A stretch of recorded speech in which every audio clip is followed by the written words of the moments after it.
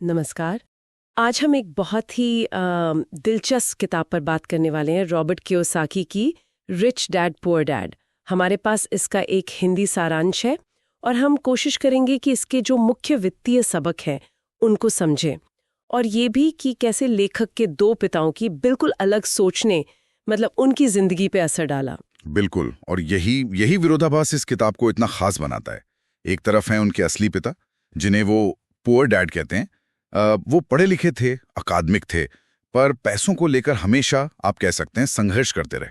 हाँ, और दूसरी तरफ उनके दोस्त के पिता रिच डैड, जिनकी शायद उतनी फॉर्मल पढ़ाई नहीं थी, लेकिन वो बिजनेस में, निवेश में बहुत कामयाब हुए, अमीर बने। तो सवाल यही उठता है कि ये फर्क आया कहाँ से? क्या ये सिर्फ किस्मत थी या सोचने का तरीका अलग था? अलग था। पुअर डैड के लिए क्या जरूरी था? अच्छी नौकरी, मेहनत, अच्छे ग्रेड्स। वो शायद मानते थे कि पैसा सारी बुराइयों की जड़ है। हाँ, या अमीर लोग लालची होते हैं, ऐसी कुछ धारणाएं। बिल्कुल। जबकि रिच डैड का नजरिया एकदम उल्टा था। उनकी जो सबसे बड़ी सीख है, जो इस सारांश में भी उभर कर आती है, वो ये है कि पैसे के लिए काम मत करो, पैसे से अपने लिए काम करवाओ। ये सुनने में बड़ा क्रांतिकारी लगता है। क्या है इसका असल में, पैसे से काम करवाना? देखिए, इसका सीधा मतलब है कि सिर्फ तनख्वाह पर निर्भर मत रहो। ऐसी चीजें बनाओ या उनमें निवेश करो जो तुम्हारी जेब में लगातार पैसा डालती रहें।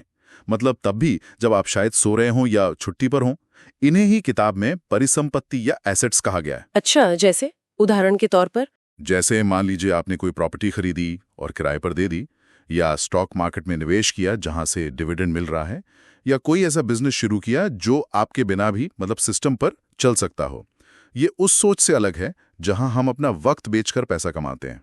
और यहीं पर मुझे लगता है वो आर्थिक साक्षरता यानी फाइनेंशियल लिटरेसी की बात आती है। सारांश में भी है कि रिच डैड मानते थे कि स्कूल हमें पैसा कमाना तो सिखा देते हैं शायद, पर उसे संभालना, उसे बढ़ाना वो नहीं सिखाते। बिल्कुल सही। ये स्किल तो खुद ही सीखनी पड़ती है। और इसी से जुड़ा एक और बहुत जरूरी सिद्धांत है, परिसंपत्ति और देनदारी, एसेट और लायबिलिटी। इनके बीच का फर्क समझना। हाँ, ये सुनने में तो आसान लगता है, पर शायद है नहीं। है तो सीधा, पर लोग अक्सर इसमें गलती कर जाते हैं। परिसंपत्ति आसान भाषा में आपकी जेब में पैसा डालती है, और देनदारी वो आपके जेब से पैसा निकालती है। जैसे कार अगर लोन पर ली है तो, हाँ बिल्कुल, जैसे कार लोन पे ली तो आप हर महीने किश्त भर रहे हैं, ऊपर से गाड़ी की कीमत भी कम हो रही है, तो वो एक देनदारी है। दूसरी तरफ अगर आपने कोई दुकान खरीद के किराए पर दी है तो उससे किराया आ रहा है, वो परिसंपत्ति है।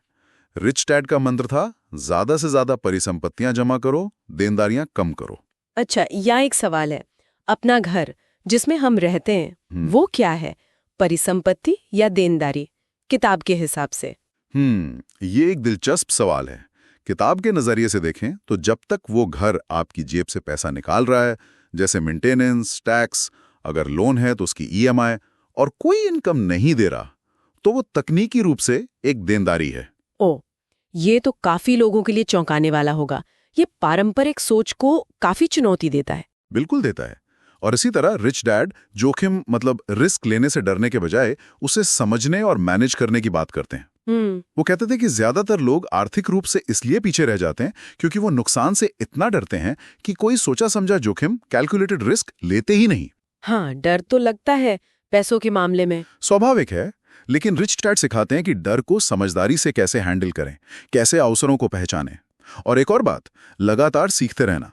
सिर्फ नौकरी की सुरक्षा के पीछे नहीं भागना, बल्कि नए कौशल, खासकर वित्तीय ज्ञान हासिल करने पर ध्यान देना ज्यादा जरूरी है।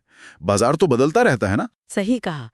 तो अगर हम सार निकालें तो ये किताब असल में कहती है कि अपनी सोच बदलकर और वित्तीय ज्ञान हासिल करके कोई भी आर्थिक स्वतंत्रता पा सकता है।